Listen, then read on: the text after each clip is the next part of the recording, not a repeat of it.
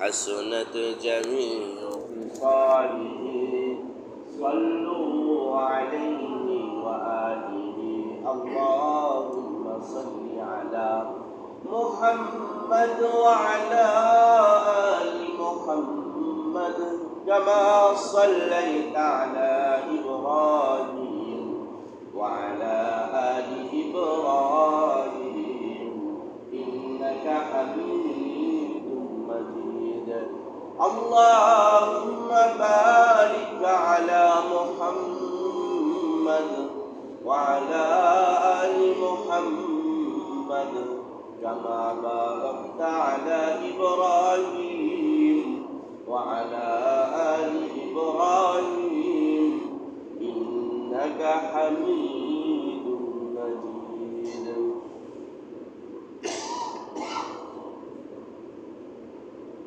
الحمد لله আল্লাহ রাব্বুল আলামিনের দরবারে অসংখ্য শুকরিয়া আদায় করি যে মহান রব্বুল আলামিন আমাদেরকে যাচাই করে বাছাই করে সুস্থতার সাথে ঈমানের সাথে আল্লাহ রাব্বুল আলামিনের ফরজ হুকুম জুমার নামাজ আদায় করার জন্য এবং এর পাশাপাশি কোরআন ও হাদিসের আলোকে কিছু কথা শ্রবণ করার জন্য তার পবিত্র ঘর মসজিদে আগে আগে আসার মতো যে রব তৌফিক দান করলেন সে রবের আলিশান দরবারে শুকরিয়া আদায় করে সকলে জোরে সোরে বলি আলহামদুলিল্লাহ। আবহাওয়া অবস্থা আমরা সকলেই জানি, এখন পরিবর্তন করছে আবহাওয়া। এই সময় অসংখ্য মানুষ বিছনায় শায়িত যে অবস্থা যারা আছে, এক একজন এক এক অবস্থা আছে।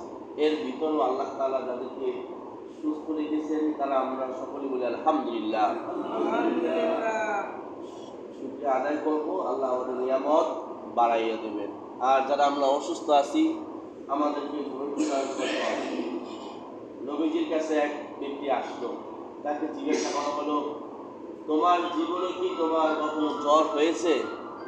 হ্যাঁ হ্যাঁ আমার জ্বর হয়েছে। তুমি জানলে কি? আরেক ব্যক্তিকে বলা হলো, তোমার জীবনে কখনো জ্বর মাথা ব্যথা কিছু হয়েছে? না কিচ্ছু হয় না। কোনো রোগী হয়নি তোমার? হয় না। নবীজি বলতেছেন অপর পাশে তাকাইয়া অন্যভাবে, যার জীবনে কোনো সময় রোগী হয় নাই সে জান্নাতে যাবে না, সে জান্নাতে যাবে না। তার মানে আমরা ফিরাউনের জীবনে যদি তালাশ করি, ওর জীবনে একটা হাসি পর্যন্ত হয় নাই। ঠান্ডা জ্বর তো দূরের কথা, আর কি হয় না, একটা হাসি পর্যন্ত আসতো না। আল্লাহ তাআলা যদি কোনো মুসলমানকে অসুস্থ দিয়ে রাখে, এটাও একটা নিয়ামত। অসুস্থ তার মানে চাওয়া যাবে না, অসুস্থ হওয়ার মতো কোনো কাজ ইচ্ছাকৃত করা যাবে, কিন্তু যদি এসে পড়ে এটাও আল্লাহর একটা নিয়ামত। এটা সুস্থতার থেকেও এক হিসেবে বড় নিয়ামত, কিন্তু আমরা সইতে পারি না, আমাদের ঈমান দুর্বল। এর কারণে আল্লাহর কাছে এভাবে দোয়া করবো, আল্লাহ আমাকে আপনি সুস্থতা নামক নিয়ামতকে পরিবর্তন করে দিয়ে, সুস্থতাও তো একটা নিয়ামত, সেই নিয়ামত আপনি দান করেন যাতে করে আপনার ইবাদত বন্দেগী আমি বেশি বেশি করতে পারি। সুস্থতাটাকে অসুস্থতাকে এটা নেগেটিভ ভাবে দেখার কোনো বিষয়, নেগেটিভ সিস্টেমে দেখার কোনো উপায় নাই। সুস্থতাও আল্লাহ নিয়ামত, অসুস্থতাও কি আল্লাহর নিয়ামত। যার কারণে আমরা দেখি নবীজির জীবনে অসংখ্যবার তিনি অসুস্থ হয়েছেন। ওহুদের ময়দানে, বিভিন্ন ময়দানে জিহাদে তিনি ব্যথা পেয়েছেন। এই ব্যথা ওই যে খায়বারের যুদ্ধে এক ইহুদি নারী নবীজিকে বিষ পান করাইতে গিয়েছিলেন, বিষ মাখা খাবার মুখে নিয়েছিলেন, ওই খাবারটাকে নবীজিকে জানাইয়ে দিয়েছিলেন যে এই খাবার আপনি খাবেন না, মানে বিষ মাখানো। নবীজি ফেলে দেন, কিন্তু এর ভিতরে আরেক সাহাবী খেয়ে ফেলেন ওই বিষযুক্ত খাবার, সে মারা যায়। কিন্তু নবীজির ওই যে খাবারের একটা রস তো গেছে ভিতরে, ওটার কারণে সারাটা জীবন নবীজির ব্যথা বইতে হয়েছে। যাই হোক, নবীজির জীবন এরকম, নবীজির জীবনে যেমন শেষ জীবন, রবিউল আউয়াল মাসে 12 তারিখে ইন্তেকাল করেন। এই 12টা দিনই তিনি অসুস্থ ছিলেন, এতটাই অসুস্থ দুইজন সাহাবীর কাঁধে ভর দিয়ে দিন নামাজে যেত, এতটা পরিমাণ তার শরীরে জ্বর ছিল, অসুস্থ ছিল। সেজন্য এমন সাহাবী গেছে ইমরান রাদিয়াল্লাহু আনহু, 30 বছর এমন এক পিঠের রোগ হয়েছে ফোড়া, যে না উঠতে পারবেন, না লড়তে পারবেন, না হাঁটতে পারবেন।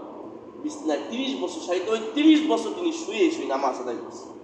জীবনের অন্তিম মুহূর্তে তিনি বললেন, আমি আল্লাহর উপরে খুশি যে আল্লাহ আমাকে এত অসুস্থতার ভিতরেও আল্লাহ ইবাদত করার আমাকে তৌফিক দিয়েছে। এই 30টা বছর অসুস্থ হওয়ার পরেও আল্লাহর প্রতি আমার 1% কোনো অভিযোগ নাই।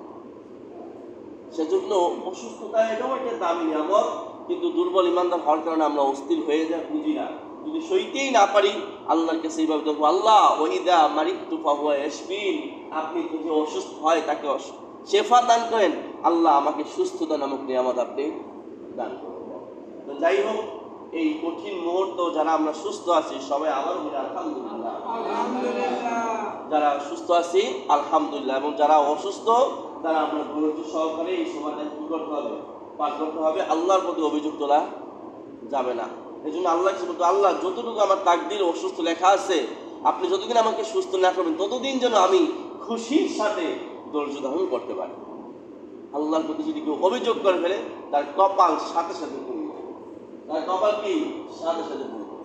আল্লাহর প্রতি কখনো অভিযোগ করা যাবে না, কারণ আল্লাহ যা করেন বান্দার ভালোর জন্যই করেন। যদিও আমার দৃষ্টিতে সেটা কি খারাপ, কিন্তু আল্লাহর দৃষ্টিতে ওটা কি ভালো। সেজন্য সব সময় একটা ধারণা আল্লাহর প্রতি রাখতে হবে, আল্লাহ যা করেন ভালোর জন্যই করেন, আল্লাহ যা করেন ভালোর জন্য। এই বিশ্বাসটা নিয়ে বাঁচতে পারি, আশা করি যে আমরা সাকসেস হতে পারবো, সফল হতে পারবো। পারবো তো ভাই ইনশাল্লাহ? কি ধারণা আল্লাহর প্রতি? আল্লাহ যা করেন ভালোর জন্য করেন, আল্লাহ যা করেন ভালোর জন্য করেন, সেটা আমার পছন্দ হোক অথবা না হোক। এই বাদশার সাথে তার খাদেম ঘুরতে গেছে, বাদশা কি হয়েছে, পা কাইটে গেছে, শিকারি করতে গেছে। পরে কইতেছে কি, দেখলি কি হইলো, পাটা তো কাইটে গেল। মুড়ি কইতেছে খাদেম, আল্লাহ যা করে ভালোর জন্য করে। আর মেজাজ ঠান্ডা থাকবে না গরম হবে? গরম হওয়ার কথা না, পা কাইটে গেছে এই সময় কি কয়, আল্লাহ যা করে ভালোর জন্য করে। কি করলো ওই খাদেম তার বাদশার, তুই জেলখানায় যা, তুই আমার সাথে থাকতে পারবি না। পাঠাই দিছে রে জেলখানায়। বাদশা একা একা শিকার করতেছে, শিকার করতে করতে নিজের দেশের সীমানা পার হয়ে অন্য সীমানায় চলে গেছে, আর এক রাষ্ট্রের। ওই জ্ঞান মানে খোঁজটা ছিল না, শিকারের প্রতি এতটা মাতোয়ারা ছিল যে তার সীমানা পার হয়ে অন্য রাষ্ট্রে চলে গেছে। যে রাষ্ট্রে গেছে সেই রাষ্ট্রের যারা প্রহরী ছিল, পাহারাদার ছিল, যারা সীমানায় থাকে তারা ধরে নিয়ে গেছে। কেনার কোথাকার বাচ্চা, ওই যুগে তো ইন্টারনেট ছিল না, এই প্রধানমন্ত্রী ছিল না। ওই দেশে নিয়ম ছিল বছরে একজনকে তাকে ফাঁসিতে ঝুলাইতো, ওই দেশে নিয়ম একজনকে ফাঁসিতে ঝুলাবে। ওই নিয়ম অনুসারে দেশের মানুষের ঝুলামো কেন, বিদেশিরারই ঝুলাই। তো ওই বাচ্চারা কি করছে, ফাঁসিতে ঝুলাইছে। এখন ফাঁসি দিবে, ফাঁসির নিয়ম ছিল কি, যে সুস্থ থাকবে অমুক ব্যক্তিরই ফাঁসি দেওয়া হবে, কোনো যদি খুঁত থাকে শরীরে ফাঁসি দেওয়া। এখন দেখি কি তার শরীরের মধ্যে কোনো খুঁত নেই, কিন্তু আঙ্গুল একটা কাটা, ওই যে হুজুর কে কাটছে, বাচ্চা দেয় না না রে ফাঁসি দেওয়া। আল্লাহ যা করে, বুঝছেন বিষয়টা? বাচ্চারা সাইরা দিল, এখন বাচ্চার তলব রয়ে গেছে। আমার খাদেম যে বলছিল যে যা করে আল্লাহ ভালোর জন্য করে, তখন জ্ঞানটা ভালোভাবে আসছে, দৌড় দিয়ে দেশে আসছে। তারপর আমার খাদেম রে বাই কর, চাকরে বাই কর। তুমি যে বলছিলি কথাটা যে আল্লাহ যা করে ভালোর জন্য করে, বুঝলাম, আমারই কইছিলি, আমি বাচ্চা গ্রামে আমাকে পরে যে জেলখানা বসছি তখনও তো তুই বলছিলি আল্লাহ যা করে ভালোর জন্য করে, এই কথাটা ব্যাখ্যা কি? আমারটা তো বুঝলাম, পা কাটছে ভালো কেমনে, আমি ফাঁসির দিকে বাইচে গেছি। ফাঁসিতে ঝোলাবার আঙুল কাটা ভালো, ফাঁসিতে ঝোলাবার আঙুল কাটা ভালো, তাও তো জীবনটা আছে। তুই যে জেলে গেলি, এটা আল্লাহ যা করে ভালোর জন্য করে, এই কথাটা ব্যাখ্যা কি? আরে ভাই, আরে বাদশাহ, ওই সময় জেলে যদি আপনি আমাকে না পড়তেন, আল্লাহ আমাকে জেলে না নিত, আমি তো আপনার সাথে থাকতাম, তাহলে ফাঁসিটা আপনার না দিয়ে দিত। আমার এখানে আমার তো শরীরে কোনো খুঁত ছিল না, তাহলে আল্লাহ আমার ফাঁসি থেকে বাঁচাইয়া জেলে নিছি, তাও তো ভালো। সেই জন্য আমি বলেছি আল্লাহ যা করেন ভালোর জন্যই করেন। আমার কথাটা কি আপনাদের বুঝাইতে পারছি? এই একটা কথা কসম আল্লাহ, যদি দিলে নিয়ে আমি মরতে পারি, ইনশাআল্লাহ আল্লাহ আপনাকে জাহান্নাম দিবে না। যে আমার প্রতি ভালো ধারণা করতে, হাদিসে আসছে, বান্দা যে ধারণা আমার প্রতি করে আমি ওর সাথে ওই আচরণ করি। ওই আচরণ, এই মসজিদে ঢোকার সময় ভাবছি আমির বলেও আমার যে টাকা ইনকাম হইতো, এই জায়গায় তো বেতন আরো 1000 কম। তখন আমির বলে 7000, এখানে 6000, কেমনে চলবো? খাওয়াই তো মসজিদে না, খাওয়াই আমার আল্লাহ। তখন আসলাম ওই আল্লাহর উপর তাওয়াক্কুল করে, আল্লাহ বরকত আমার বাড়াই দিচ্ছে, আল্লাহ আমার বরকত বাড়াই দিচ্ছে, ওই জায়গার তুলনায় বাড়াই দিচ্ছে। যথেষ্ট কিনা সেটা আলহামদুলিল্লাহ।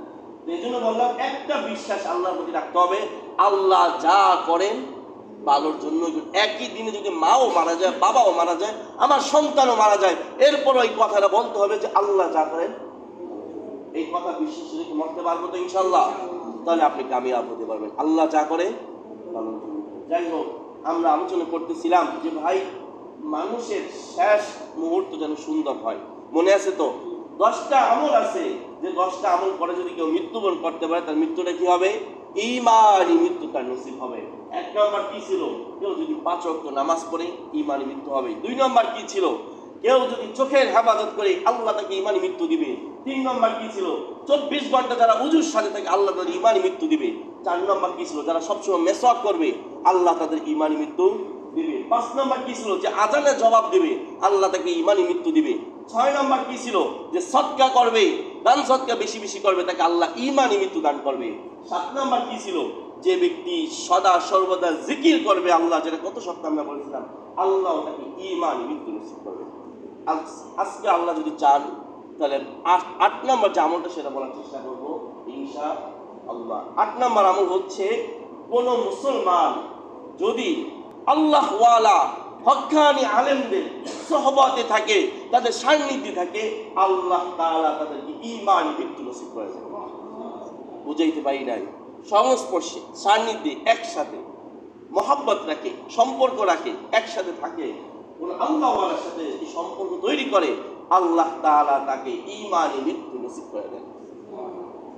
আল্লাহ রাব্বুল আলামিন 11 নম্বর পারার ভিতরে 6 নম্বর পৃষ্ঠার ভিতরে বলেন, ইয়া আইয়ুহাল্লাযীনা আমানুত্তাকুল্লাহ, হে মুমিনগণ, ইত্তাকুল্লাহ, আল্লাহর ভয় করো। কিভাবে ভয়টা আমি অর্জন করব? আল্লাহর ভয় আমার কিভাবে অর্জন হবে? আল্লাহ আমার একটু জানাইয়ে দাও। আল্লাহকে আয়াতে শেষে একটু তাকাই দেখ না, ওয়াকুনু মা'আস সাদিকিন, যারা আল্লাহ ওয়ালা, যারা সত্যবাদী, যারা ভালো মানুষ, এদের সাথে সম্পর্ক কর, তাহলে তোর জীবনটা কামিয়াবি হয়ে যাবে, তুই একজন মুত্তাকি হয়ে যাবি।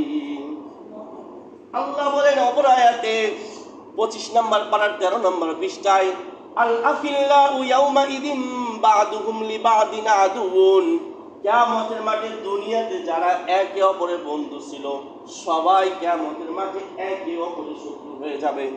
কি হয়ে যাবে? একে অপরের শত্রু হয়ে যাবে। হুমুল মুত্তাকুন, শুধুই মাত্র যারা আল্লাহকে ভয় করত, এরা একে অপরের দুশমন হবে না। একে অপরের দুশমন কিয়ামতের মাঠে যারা দুনিয়াতে ভালো ছিল, মুত্তাকি ছিল, তারা পরকালে কি হবে? একে অপরের বন্ধু হবে। এ আরে সুপারিশ করবে, এ আরে সুপারিশ করবে। আর যারা খারাপ ছিল, এ বলবে আল্লাহ এরা তুমি জাহান্নামে দাও, ওর কারণে আমি ভালো হইতে পারি নাই। এও বলবে আল্লাহ এরা জাহান্নামে দাও, এর কারণে আমি ভালো হইতে পারি নাই। তো যে কথা আমি বোঝাতে চাচ্ছি, কোন মানুষ যদি আল্লাহ ওয়ালাদের সাথে চলে, ওই ব্যক্তি, নবীজি আয়াতের ব্যাখ্যাটা আরো বলেন, হুমুল কওমু জালিসুহুম লা ইয়াশকা, যারা এরকম মাজলিসে বসে, আল্লাহ ওয়ালাদের মজলিসে বসে, তারা কখনো হতভাগা হয় না, কপাল পোড়া হয় না। এজন্য 1 নম্বর পুরস্কার হলো, তারা কি, তাদেরকে আল্লাহ কি করবেন না? বেঈমানি হয়ে মৃত্যু দান করবেন না, তাদেরকে আল্লাহ জান্নাত দান করবে। আরো কি, আমি আপনি যদি আল্লাহ ওয়ালার সাথে সম্পর্ক করতে পারি, তাহলে কি হবে? আল্লাহ আমাকে ভালোবাসবে। আল্লাহ বলেন, আমার তো আবশ্যক হয়ে যায়, জরুরি হয়ে যায় ওই ব্যক্তিরে, আমার ওই বান্দারে ভালোবাসার, যে বান্দা একে অপরে ভালোবাসে আল্লাহর জন্য, এবং কোনো মাজলিসে কোনো হক্কানি আলেমের মোহাব্বতে তার সাথে বসে, এমন ব্যক্তিরে ভালোবাসা আমার জন্য ওয়াজিব হয়ে যায়। তাই তো আমি আপনি যদি কোনো হক্কানি আলেমের সাথে সম্পর্ক গড়তে পারি, সোহবতে থাকতে পারি, তাহলে আমিও আপনি কি হয়ে যাব? সাকসেসফুল একটা মানুষ হয়ে যাব। তো সাকসেস যদি হতে চাই, সফলতায় যদি চাই, মুত্তাকি যদি হতে চাই, কি লাগবে ভাই? ভালো মানুষদের সঙ্গ, তাদের সান্নিধ্যে থাকা লাগবে। সেজন্য নবীজি বলেন যে আতর ওয়ালার দোকানে যদি কেউ যায়, আতর না কিনলেও, পারফিউম না কিনলেও তার শরীর থেকে সুঘ্রাণ আসে। আর কামারের দোকানে যদি যায় কেউ, কামারে কাজ না করলেও তার শরীর থেকে ময়লা বা দুর্গন্ধ আসে। নবীজি এটাই বুঝাইলেন, সোহবতে সালেহ তোরা সালেহ গুনার, ভালোদের সাথে যদি চলো তাহলে ভালো হয়ে যাবা। নবীজিকে সাহাবী প্রশ্ন করেন, ইয়া রাসূলুল্লাহ, আপনি তো অনেক বড় জান্নাতে থাকবেন, আমরা তো অনেক নিচে জান্নাতে থাকবো, কোনো উপায় কি নাই যে আপনার সাথে জান্নাতে থাকার? নবীজি বলতেছেন আল মারউ মা'a মান আহাব্বা, যে ব্যক্তি যারা ভালোবাসবে কিয়ামত জান্নাতেও সে তার সাথেই থাকবে। যে যাকে ভালোবাসবে সে তার সাথেই থাকবে। আপনি কি এরকম কোনো আলেমের সাথে আপনার সম্পর্ক আছে যাকে আপনি ভালোবাসেন? বলুন তো, 100 জনের ভিতরে পাওয়া যাবে 99 জন না। হ্যাঁ, আপনার আলেমদেরকে সম্মান করেন, মহাব্বত বা সোহবত, মহাব্বত অনেকের আছে কম আর বেশি, কিন্তু সোহবত যেটা সম্পর্ক এটা নাই। সত্যি কথা না মিথ্যা কথা? আছে। এই মাসজিদ, আমি তো একটা ছোট মানুষ, আপনি বিভিন্ন আলেমদের কাছে, আমার কাছে আমি আসতে বলিও না, মানে আমিও আপনাদের মধ্যে একটা অহ, কিন্তু এরপরও আমি তো 10টা সূরা জানি। এই 10টা সূরা শেখার জন্য আমার কোনো ভাই তো আমাকে চাইছে বললো না, হুজুর আমাকে 10টা সূরা শিখাই দেন ওইভাবে। 10টা দিন তো আমাকে সময় দিল না। তো 10টা সূরা শেখারও যদি কারো সময় না থাকে, তাহলে আমি আপনি সোহবত কিভাবে দিব? সোহবত মানে কি? তার সান্নিধ্যে থাকা, তিনি যেভাবে আমাকে থাকতে বলবেন সেভাবেই আমার জীবনটাকে পরিচালনা করা, এটাকেই বলা হয় সোহবত। দেখেন না, নবীজির সাথে যারা ছিল তারা কে? আবু বকর, তারা ওমর, তারা উসমান, তারা আলী, তাদেরকে কি বলে? মুফতি বলে, হাফেজ বলে, আলেম। তাদের এক নামে সবাই চেনে সাহাবী। সাহাবী কেবল ওই সোহবত থেকে সাহাবী, তার মানে নবীজির সাথে এরা থেকেছে, তাই তাদের নাম হয়ে গেছে সাহাবী, মানে সোহবত নিয়েছে নবীজির সাথে, মানে সংসবে ছিল, সান্নিধ্যে ছিল, যার কারণে তাদের নাম হয়ে গেছে সাহাবী। তো যার কারণে ওমর কত খারাপ ব্যক্তি ছিল, নবীজির সান্নিধ্যে থাকার কারণে সে দামি হয়ে গেছে। কি হয়ে গেছে? দামি হয়ে গেছে। জুনাইদ বাগদাদী রহমাতুল্লাহ আলাইহি এই উদাহরণটি দিয়ে শেষ করব। তার যুগে এক ব্যক্তি চুরি করছে। কি করছে ভাই? চুরি করছে। চুরি করার পর ইসলামের বিধান অনুযায়ী হাত টাকা ইটে দেওয়া হয়, কিন্তু কয় না, কয়লা ধুইলে ময়লা যায় না, চোরের স্বভাব খাসলত কি বদলায় না। ওই চোর কি করবে? রাত্রেবেলা হাত তো কাটা গেছে, এখন চুরি করতে আবার আরেক হাত যাবে।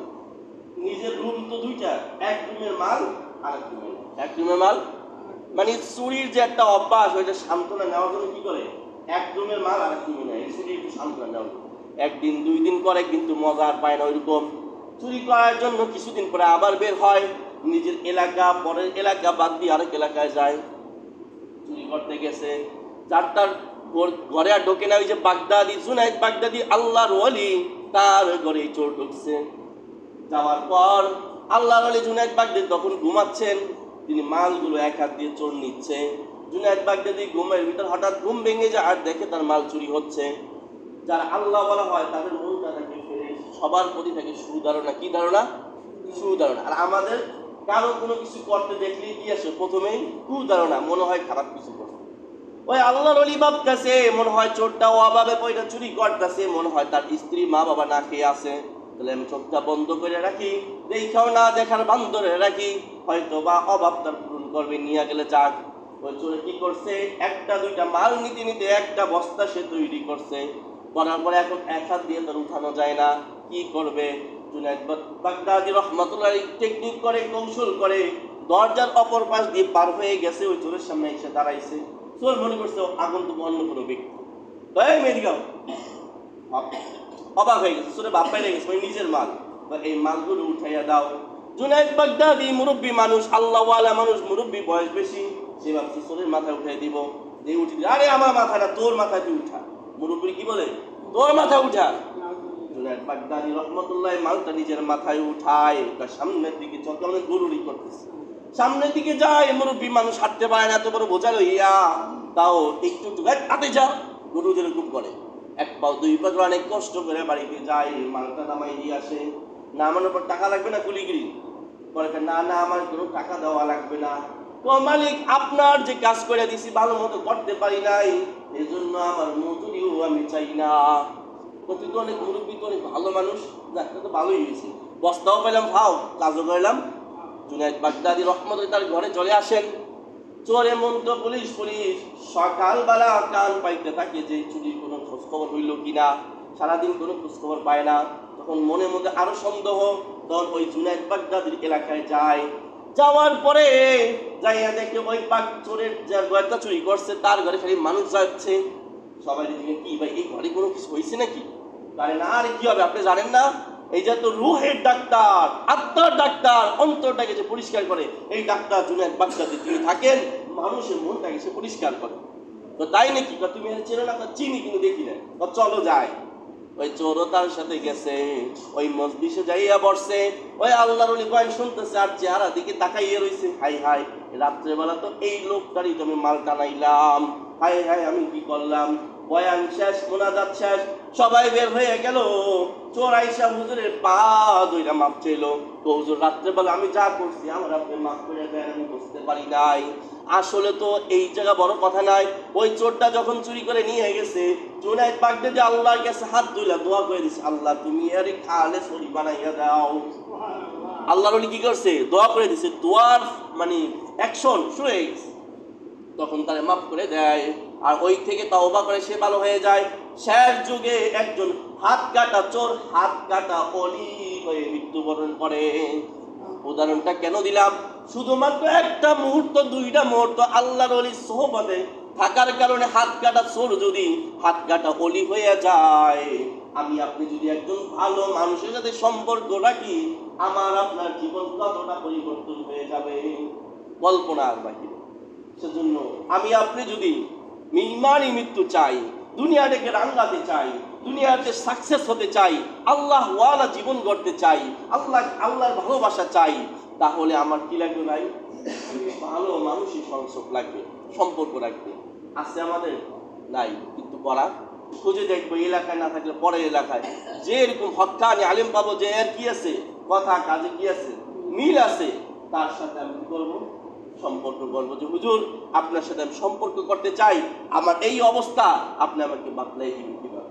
কারণ এই সিস্টেম ছাড়া কেউ জিকিরকারীও হতে পারে না, কেউ ভালো হতেও পারে না। হওয়া খুব কঠিন। আমলের ধারাবাহিকতাও ঠিক থাকে না। 2 ওয়াক্ত বলে 3 ওয়াক্ত এমন হয়ে যায়। সেজন্য আজকে থেকে আমরা নিয়ত করবো ভালো একটা মানুষের সাথে সম্পর্ক, ভালো একটা মানুষের সাথে সম্পর্ক। আপনার যে আলেমকে ভালো লাগে খুঁজে খুঁজে তার সাথে করবেন, দূরে হোক সমস্যা নেই, ফোনে তার সাথে কন্ট্যাক্ট করবেন। হুজুর এই আমার ভালো পারবো তো ভাই ইনশাল্লাহ, যদি আমার জীবনকে রাঙাতে চাই। আল্লাহ তাআলা আমাকে এবং আপনাদের সবাইকে হক্কানি আলেম আল্লাহ ওয়ালাদের সাথে সম্পর্ক গড়ার মতো তৌফিক নসিব করেন। আমিন। ওয়া আখিরু দাওয়ানা আলহামদুলিল্লাহি রাব্বিল আলামিন। যারা ক্বাবলাল জুমা পড়ে 4 রাকাত আদায় করবে।